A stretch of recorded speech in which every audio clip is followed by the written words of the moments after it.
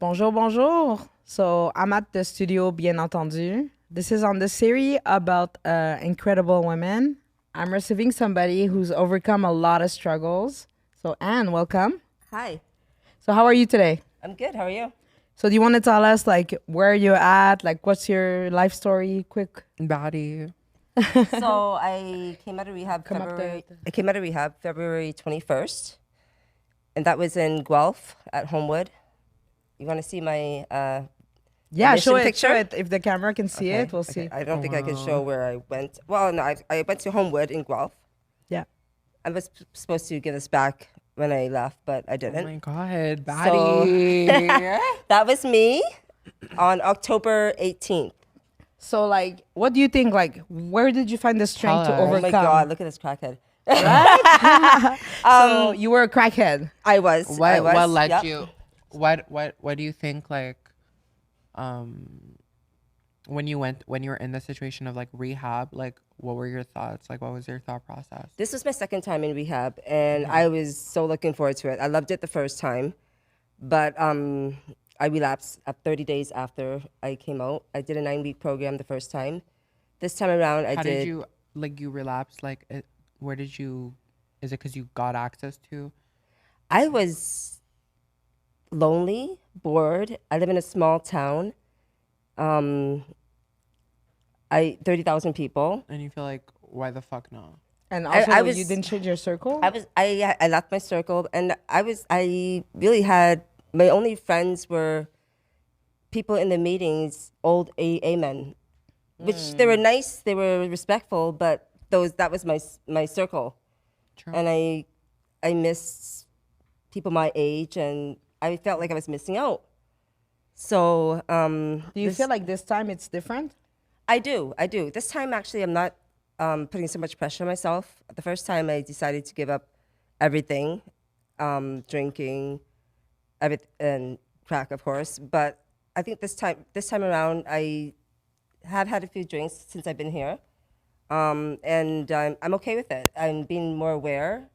Yes. I'm a big believer of that. Like I tell people all the time, like just because if you were like addicted to opioids or fentanyl or whatever, you can still smoke weed. I think it gives you less chances to relapse than if you try to quit everything at once. I feel like because who's a sober person? I mean, respectfully, like, as a stoner, I like use weed also to like cope with like life, and I'm BPD diagnosed. Oh, Okay, no worries. period. Real.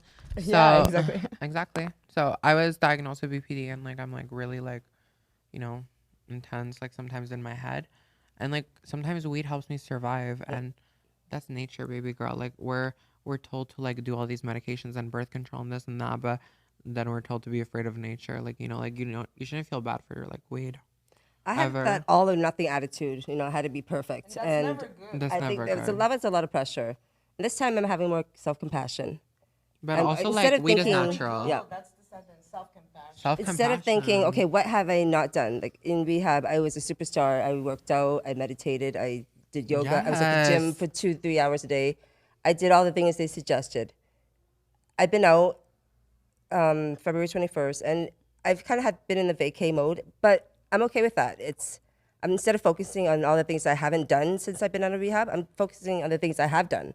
I have gone to a couple meetings. I've seen I you have- do a lot. Yeah. I do meditate every day. Yes. I do my daily readings. You show up for yourself. Exactly. And I might not have done everything that I've done in rehab, but I'm doing some of the things. And instead of focusing on what I haven't done and beat myself over it. Self-forgiveness is, I think, the key. And also for some people, some things work and some things don't work. And you might have been told to do certain things in rehab, and now you realize that maybe as you're growing, that certain things work better for your life than others, and that's fine. Well, like right now, like I haven't gone home yet.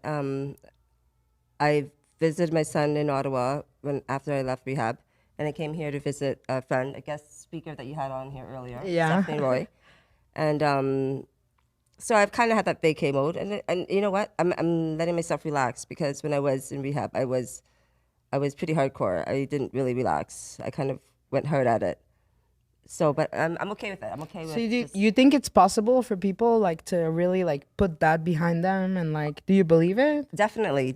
I really believe you can. Being self-aware and being curious about why your emotions and thoughts are where they're at. Introspection. Yeah, and like for example, last night I had a glass of wine, but then I was gonna have another. I'm like, you know what? Do I really need it?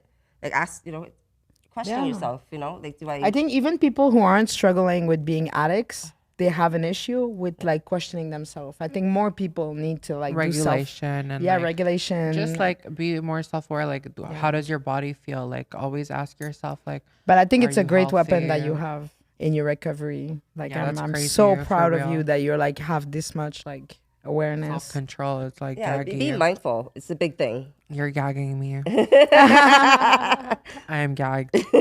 So like I want to ask All just 9 like inches. because everybody can tell you're not white. Yeah. So what is it Really? like with your family like to come from a different background like what like were they prepared to deal with the issues you had to prepare? Can you talk to them about it?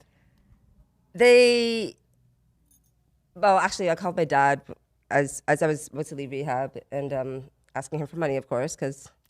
But Struggle be real. To me, I can't help but try to impersonate him, but he's like, "Don't come back here."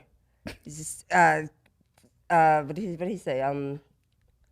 If you come back here and do the same thing you do, no one like you no more. No one's gonna help you. And I get what he's saying. He wants me to be where I'm at, where I'm clean. And that's something I'm gonna have to. But they haven't consider. given up on you. No. Oh my God! Thank God for my friends and family. I've been a lot of support, and I know a lot of people don't have that. But But I think what's something great about you is that you're able to reach out to people, and I think sometimes people their family is more willing than they think. But also, like, no shade. Like, I feel like personally, like, and it's not like, oh, me, but like, when I started transitioning, like, part of me, like, honestly, like, I think if I had a more supportive family, I wouldn't have had as much surgery as I had. I think, like, honestly, like, I was pretty, like, just on hormones, and like I had dysphoria for like my genitalia, so I would have probably gotten bottom surgery if I still had supportive parents. But I kind of like my image, and in my head, it was like, respectfully, like, I'm not settling anymore. Like, I lost everything. So it's like, respectfully, I was like, in my head, my transition, it's like, my biggest issue was like, it's not transitioning, it's being able to, it's knowing that whether I have a penis or a vagina, you will still love me. There's no way. I was like, in my head when I started transitioning, I'm like, there's no way I'll get a vagina and my parents are gonna like not love me anymore. Did you So ever I feel like that way too? maybe in like did you ever feel like there's no way if I do crack, like, someone's not gonna love me and that's actual real love? Like, I feel like that's fake love, because if someone actually They're loves always you, gonna then bring they're that gonna back, stick yeah. there for you. But I feel like that, like, we also need to grow from like we need to show up for ourselves, and like we can't forget that, like, yes, sometimes we want to do something.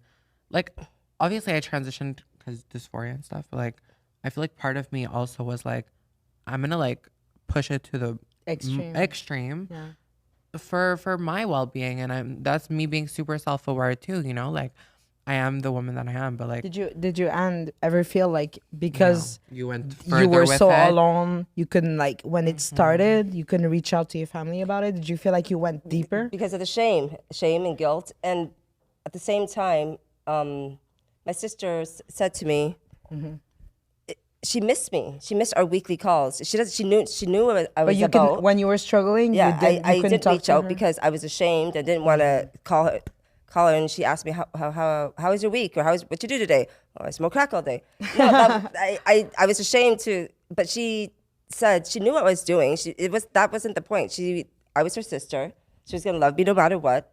And Did you know that back then? No. I think if I put myself out there, she was Gonna reject that. yeah, reject me. But she never did. She never did. And even your guest speaker you had before, a good friend of mine for a long time, You were even though I ashamed didn't to reach tell out to her as much as I should, every time I did, she was always told me she loved me no matter what I was because she knew who I was before.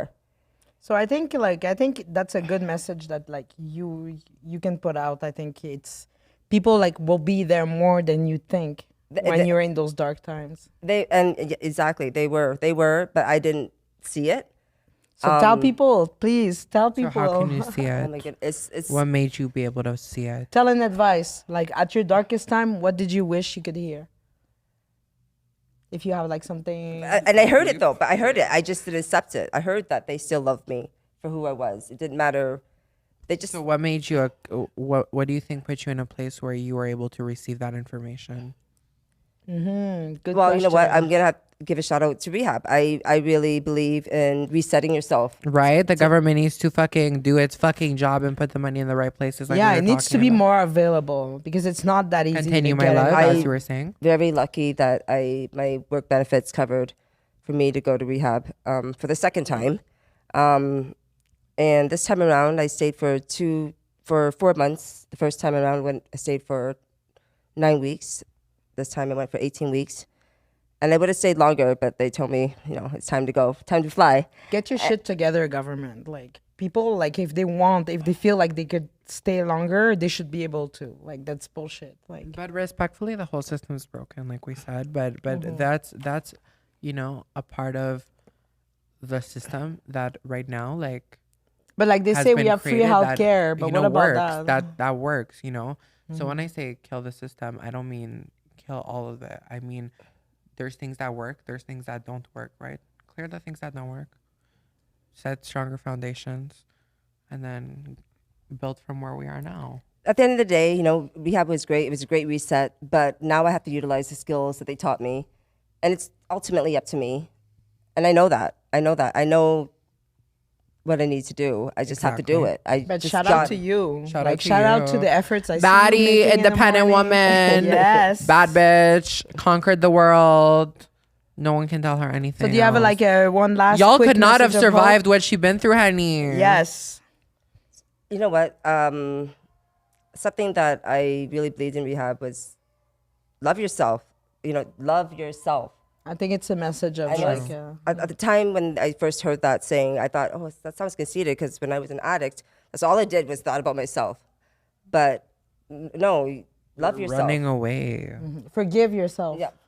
Forgive yourself. Every day's a new day. If you don't choose yourself, nobody will. And well, sometimes you have people who will, but sometimes you don't. So sometimes you need to be your biggest advocate, and that's on period. So shout out to the beautiful women, to all the women that I received today, and Sienna. Like that's what femininity is about. Like I think in the month of March, Feminism. like we're more capable than people give us credit for. We can run shit on our own, and we have our good boy helping us. Yeah. Can we end on a hug, a big group hug? Okay, icon.